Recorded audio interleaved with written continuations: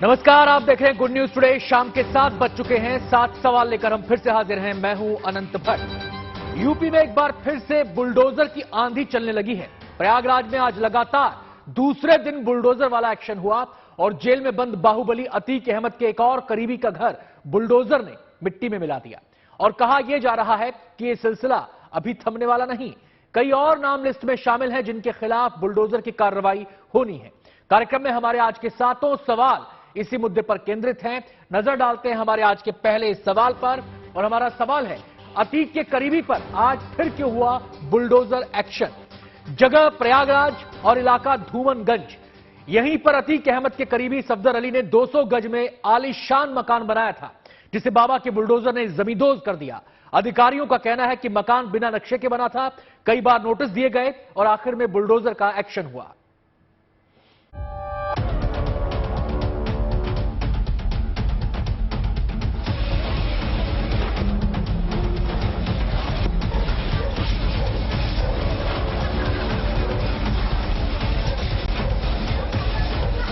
प्रयागराज में आज लगातार दूसरे दिन धूमनगंज इलाके में बाबा का बुलडोजर गरजा। योगी आदित्यनाथ सरकार के माफिया को मिट्टी में मिलाने की सदन में शपथ लेने के बाद प्रयागराज प्रशासन और पीडीए एक्शन मोड में है। कल बाहुबली अतीक अहमद के करीबी जफर अहमद के घर को जमींदोज किया गया था और आज सफदर अली के मकान को मिट्टी में मिलाने की कार्रवाई की गई। प्रयागराज विकास प्राधिकरण के 5 बुलडोजर आज सुबह ही चकिया के कसारा पसारा इलाके में पहुंच गए। करीब 200 गज में बने इस शानदार मकान के मालिक सफदर अली हैं, जिनकी जॉनसन रोड पर एसएस गन हाउस के नाम से बंदूक की दुकान है। ये सामने जो मकान दिखाई पड़ रहा है, जिसके सामने ये बुलडोजर खड़े हैं, ये बुलडोजर सफदर अली नामक व्यक्ति के मकान को गिराने के लिए खड़े हैं। आज सबसे बड़ी बात कि ये 5 बुलडोजर यहाँ पर बुलाए गए हैं इस मकान को गिराने के लिए। ये सफदर अली का मकान बताया जा रहा है। कागजों में ये मकान सफदर अली के दोनों बेटों के नाम पर दर्ज है, लेकिन सफदर अली को प्रयागराज विकास प्राधिकरण के द्वारा ये नोटिस दिया गया और बताया गया। देखिए ये बुलडोजर चलना शुरू, बुलडोजर आगे बढ़ा और ये जिसकी शुरुआत हो रही है। प्राधिकरण के अधिकारियों का कहना है कि सफदर अली ने मकान बिना नक्शा पास कराए बनाया था और उन्हें इसको लेकर लगातार नोटिस दिया जा रहा था, लेकिन उसका कोई जवाब नहीं मिला। अधिकारियों ने आखिरी बार 28 फरवरी यानी 2 दिनों पहले सफदर को नोटिस दिया था और इसमें उनके घर के ध्वस्तीकरण की जानकारी दे दी थी। प्रयागराज विकास प्राधिकरण के अनुसार ये मकान अवैध है, बिना नक्शा पास करवाए बनाया गया और जिस पर आज ध्वस्तीकरण की कार्रवाई की जा रही है। प्राधिकरण के अधिकारियों का कहना है कि वो पहले भी नोटिस दे चुके हैं और आखिरी नोटिस 28 फरवरी को दी गई थी, यानी कि 2 दिन पहले ही नोटिस दी गई थी। पीडीए ने जिस मकान को ध्वस्त किया है वो मकान सफदर अली के दोनों बेटों फजल अब्बास और सैयद कमर अब्बास के नाम पर दर्ज है। दोनों भाइयों का दावा है कि वो न तो उमेश पाल हत्याकांड को अंजाम देने वाले शूटरों से कभी मिले हैं और न ही उनसे किसी तरह का रिश्ता है। आप मीडिया के आदमी हैं, आप चलें कैमरा लेके, स्वयं पूरा जितने लोग यहाँ खड़े हैं पुलिस वालों को लेके, सारे मीडिया कर्मियों को ले चलिए, रजिस्टर खोल के देख लीजिए मेरा। मैं दुकान के अंदर नहीं जाऊंगा, एक एक पेज पलट के देखिए। अगर आप निकाल देंगे, आप जो कहेंगे वो मानूंगा। आप मुझे खड़ा होकर डंडा मारेंगे वो भी मार खाऊंगा, घर गिराएंगे मैं खुद तोड़ दूंगा। क्या नाम है आपका? सैयद फजल अब्बास है। आप चल के खुद स्वयं चेक कर लीजिए, मैं नहीं करूंगा। मैं रजिस्टर उठा के दे दूंगा, आप लोग खुद चेक करिएगा। अगर एक निकाल लीजिए, मेरी दुकान में सीसीटीवी कैमरा लगा है, उसकी फोटोज चेक कर लिए, कौन आया मेरी दुकान पे। अगर उन लोगों में से कोई आया तो आप हमें बताइए। जिस जगह पर सफदर अली का घर है उससे महज 500 मीटर की दूरी पर अतीक अहमद का घर है। पुलिस सूत्रों की ओर से दावा किया जा रहा है कि सफदर के परिवार का अतीक अहमद से रिश्ता है। हालांकि सफदर अली इस बात को सिरे से नकार रहे हैं और दावा कर रहे हैं उनका या उनके परिवार के किसी भी सदस्य का अतीक अहमद से किसी तरह का रिश्ता नहीं है। ये मकान तो सफदर अली के दोनों बेटों के नाम है। सफदर अली से भी हमने बात की, उनके दोनों बेटों से बात की। उनका कहना है कि ये मकान कभी हमको प्रयागराज विकास प्राधिकरण ने कोई नोटिस नहीं दिया। हमको ना तो हमारा कोई अतीक अहमद से लेना देना है, ना ही कोई अतीक से कनेक्शन है और ना ही उमेश पाल मर्डर में जिन लोगों का नाम आ रहा है, चाहे गुड्डू मुस्लिम हो, मोहम्मद गुलाम हो या सदाकत हो, इनसे किसी से कभी कोई लेना देना नहीं रहा। और यहाँ तक कि उनका तो दावा है कि अगर कोई हमारा अतीक अहमद गैंग से कनेक्शन निकाल दे, कोई हमारा लेन देन निकाल दे। इससे पहले जब आज पीडीए का बुलडोजर सफदर के घर को ढहाने पहुंचा तो वहां अधिकारियों को घर वालों के विरोध का सामना करना पड़ा, लेकिन जब पुलिस वालों ने उन पर सरकारी काम में बाधा डालने से मना किया तो वो फिर खुद ही अपना सामान घर से बाहर निकालने लगे। इससे पहले कल जब पुलिस ने अतीक के एक और करीबी फजल के घर बुलडोजर चलवाया तो उन्हें वहां से 2 विदेशी बंदूकें मिली थी। ये कौन सी गन? ज्यादा आइडिया नहीं इसके बारे में। आइडिया विदेशी गन? विदेशी गन। दूसरी गन? जी ठीक है, घर से मिली है। दूसरी घर से मिली। मुजफ्फर इरशाद के घर से जो गन 2 गन बरामद हुई हैं और तलवार मिली है। पुलिस सूत्रों के मुताबिक ये केवल शुरुआत भर है। जल्द ही उमेश पाल की हत्या के मुजरिम गुड्डू मुस्लिम और गुलाम हसन के घरों पर भी बुलडोजर एक्शन हो सकता है। Santosh Sharma, Prayagraj, good news today. Umesh Pal हत्याकांड के तार बाहुबली अतीक अहमद से जुड़ रहे हैं, लिहाजा अतीक अहमद के वो करीबी निशाने पर आ गए हैं जिन पर शक है। उनके अवैध निर्माणों पर बुलडोजर चल रहा है। बीते 2 दिन में अतीक के 2 करीबियों के खिलाफ बुलडोजर चल चुका है।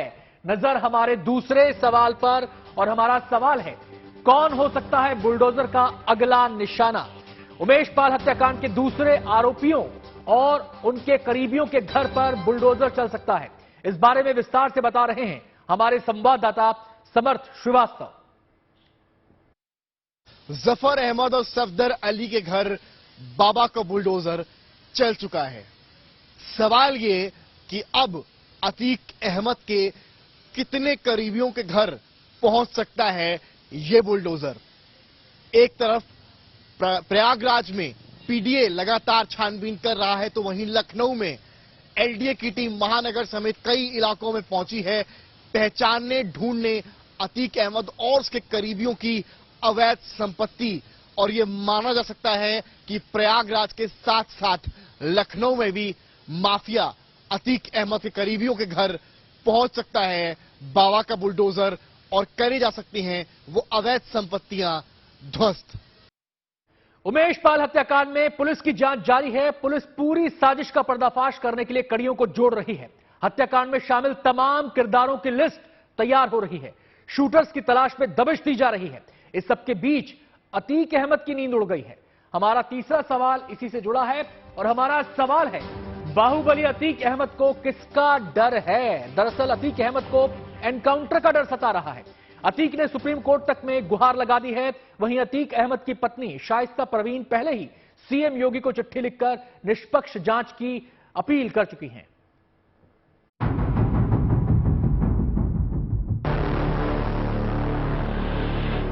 अपराध की काली दुनिया का बादशाह, बाहुबल की बदौलत दहशत फैलाने वाला, उमेश पाल हत्याकांड का मास्टरमाइंड अतीक अहमद आज खुद खौफ में है। वैसे तो अतीक अहमद फिलहाल गुजरात के साबरमती जेल में बंद है, लेकिन उसे अपने एनकाउंटर का डर सता रहा है। वो इस बात से डरा हुआ है कि अगर उसे यूपी ले जाया गया तो उसकी हत्या हो सकती है। उमेश पाल की हत्या के बाद जब से पुलिस की जांच में मिले सबूत उसके इस कांड में संलिप्तता की ओर संकेत दे रहे हैं, तब से उसकी आंखों की नींद उड़ गई है। उसके डरे होने की मुख्य वजह है मुख्यमंत्री योगी आदित्यनाथ का माफिया को मिट्टी में मिला देने वाला बयान।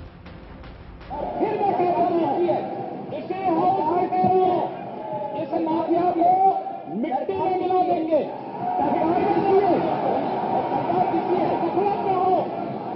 ये माफिया है, इनको मिट्टी में मिलाने का काम करेंगे। अपराधी आ गए हैं, अपराधी से भी दूर कर। रही सही कसर यूपी सरकार में मंत्री जेपीएस राठौर ने यह कहकर पूरी कर दी कि आरोपी की गाड़ी पलट भी सकती है।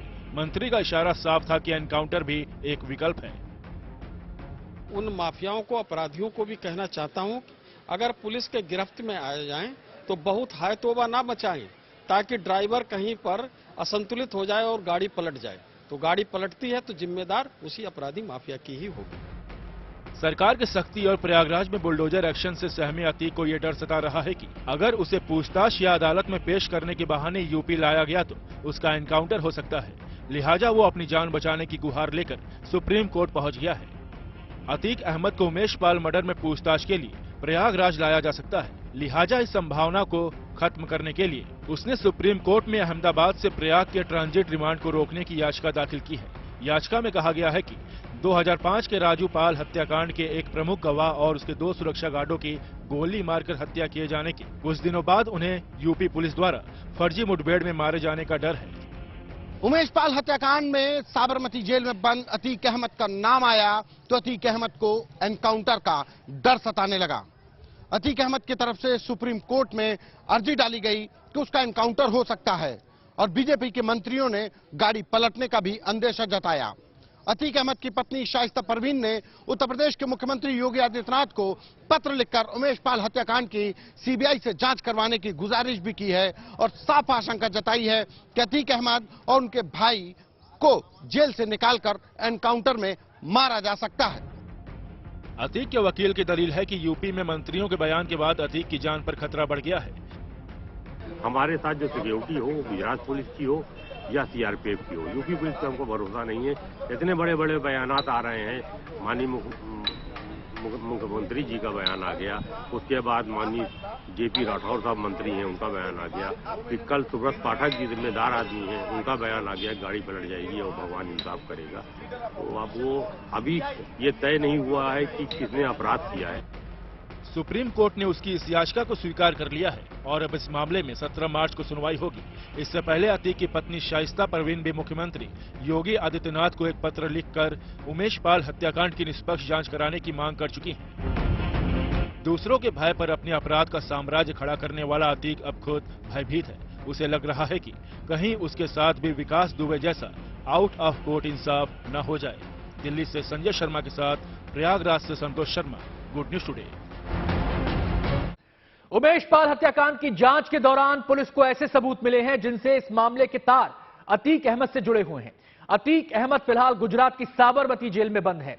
हमारा चौथा सवाल अब आपके सामने है और सवाल है, क्या जेल में बंद अतीक और अशरफ को प्रयागराज लाया जा सकता है?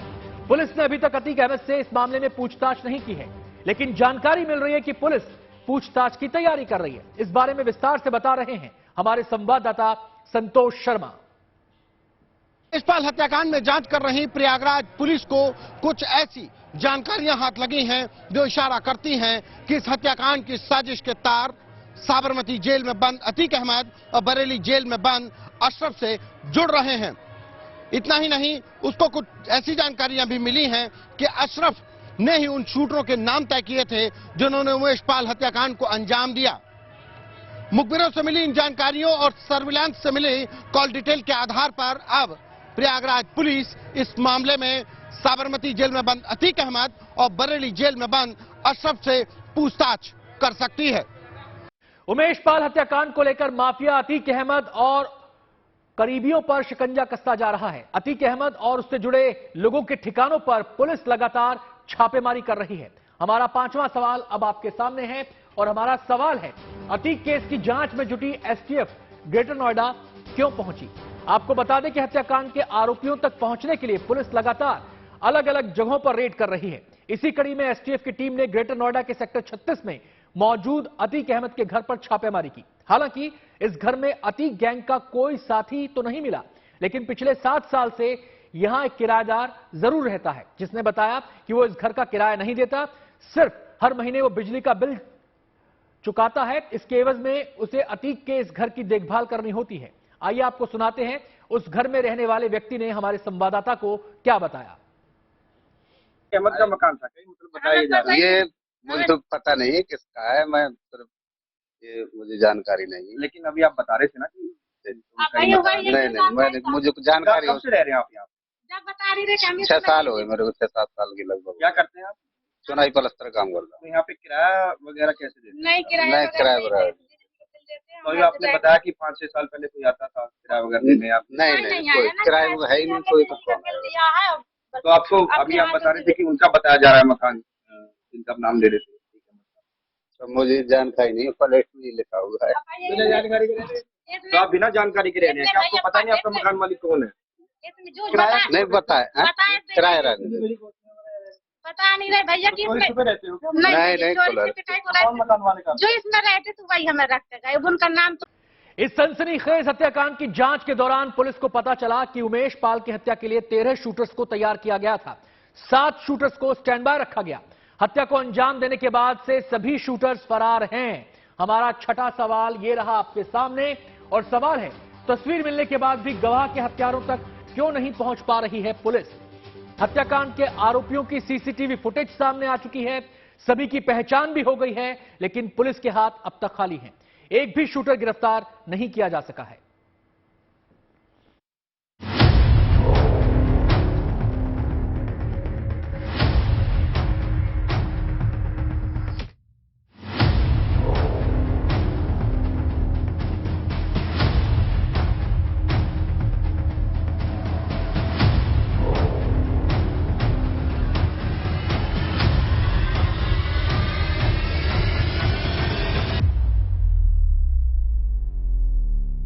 चौबीस फरवरी को प्रयागराज का धूमनगंज इलाका गोलियों की तड़तड़ाहट से गूंज उठा था, जहां बेखौफ बदमाशों ने फिल्मी अंदाज में उमेश पाल की दिन दहाड़े गोली मारकर हत्या कर दी थी। अब इस हत्याकांड के 6 दिन बीत जाने के बाद भी यूपी पुलिस के हाथ अभी भी खाली है। हालांकि अतीक के करीबियों के घरों पर बुलडोजर तो चल रहे हैं, लेकिन उमेश की हत्या में शूटरों को पकड़ना तो दूर, पुलिस के हाथ उनका सुराग तक नहीं लग पा रहा है। तमाम दावों और कोशिशों के बाद सच्चाई तो ये है कि पुलिस की गिरफ्त से शूटर अभी भी बाहर हैं। वारदात को अंजाम देने के बाद बड़ी आसानी से सभी आरोपी शहर के बीचों बीच भागने में कामयाब रहे। हालांकि सोमवार को पुलिस ने हत्याकांड के वक्त कार चलाने वाले एक आरोपी अरबाज को एनकाउंटर में मार गिराया था और सदाकत खान को गिरफ्तार कर लिया था, लेकिन उमेश पर गोली चलाने वाले शूटर अभी भी पुलिस की गिरफ्त से दूर है।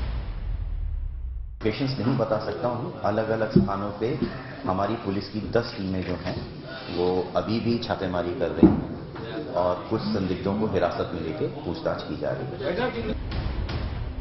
सबसे खास बात तो ये है कि उमेश हत्याकांड में जिन आरोपियों के नाम सामने आए हैं, उनकी आपराधिक कुंडली पहले से ही पुलिस के पास मौजूद थी।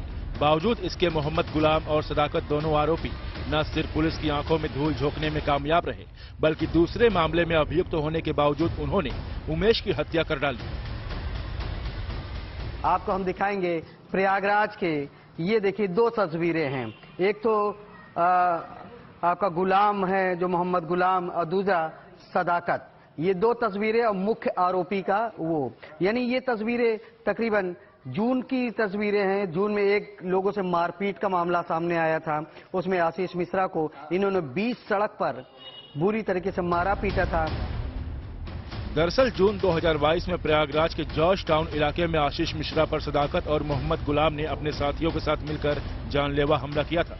बदमाशों ने बीच सड़क पर आशीष को मारने की कोशिश की, लेकिन आशीष इस हमले में बच गए और उन्होंने पुलिस में इसकी शिकायत दर्ज कराई, लेकिन पुलिस बदमाशों को पकड़ नहीं पाई। 16/4 की घटना है। मेडिकल चौराहे पे मेरे ऊपर जानलेवा हमला हुआ था, जिसकी FIR मैंने जाटौन थाने में की थी, जिसकी जांच पड़ताल हुई। उसमें अभी रिसेंट में 4 दिन पहले उमेश पाल जी की हत्या हुई। उसमें जब नाम आया गुलाम और सदाकत का, तो यही लोग मेरे ऊपर जो जानलेवा हमला हुआ था 16/4 में, यह सदाकत और गुलाम दोनों मुख्य आरोपी थे। पुलिस अगर उसी वक्त आरोपी सदाकत और मोहम्मद गुलाम को पकड़ लेती तो शायद उमेश हत्याकांड जैसी वारदात ना होती। उमेश की हत्या के बाद अब आशीष मिश्रा को भी अपनी जान का खतरा सताने लगा है। वजह साफ है, आरोपी अभी भी बेखौफ खुलेआम बाहर है। प्रयागराज पुलिस और STF की करीब 10 टीमें उमेश हत्याकांड में शामिल शूटरों की तलाश कर रही हैं। लिहाजा नेपाल बॉर्डर पर भी चौकसी बढ़ा दी गई है। लेकिन हत्याकांड के 6 दिन बाद भी सच्चाई यही है कि पुलिस अभी तक एक भी शूटर को गिरफ्तार नहीं कर पाई है। प्रयागराज से आनंद राज के साथ bureau report, good news today. Umesh Pal हत्याकांड में पुलिस ने अब तक केवल सदाकत नाम के एक शख्स को गिरफ्तार किया है। हालांकि पुलिस शूटरों समेत उन तमाम लोगों की लिस्ट तैयार कर चुकी है जिन पर साजिश में शामिल होने का शक है। हमारा 7वां और आखिरी सवाल ये रहा आपके सामने, और सवाल है, उमेश पाल के हत्यारों की तलाश में पुलिस का क्या है एक्शन प्लान? हत्यारों की तलाश में पुलिस यूपी के अलावा हरियाणा के कई शहरों में छापेमारी कर रही है। नेपाल के सीमावर्ती इलाकों पर भी पुलिस की नजर है। इस बारे में विस्तार से बता रहे हैं हमारे संवाददाता संतोष शर्मा। उमेश पाल हत्याकांड को हुए 6 दिन बीत चुके हैं। प्रयागराज पुलिस की 10 टीमें लगातार इन शूटरों की तलाश में हैं, लेकिन अब तक शूटरों के ड्राइवर शहबाज को छोड़कर कोई भी शूटर पुलिस की गिरफ्त में नहीं आया है। यूपी STF की न सिर्फ प्रयागराज और वाराणसी बल्कि लखनऊ यूनिट भी प्रयागराज में डेरा डाले हुए है। जगह जगह छापेमारी की जा रही है, लेकिन अभी तक शूटरों का कोई पता नहीं चल पाया है। 6 दिनों से खाली हाथ घूम रही प्रयागराज पुलिस को अब शूटरों के तमाम उन करीबियों पर शक गहरा रहा है। उनसे पूछताछ की जा रही है जो उसके पनाहगाह हो सकते हैं। कार्यक्रम में आज इतना ही। कल फिर होगी आपसे मुलाकात, नया मुद्दा, नए सवाल।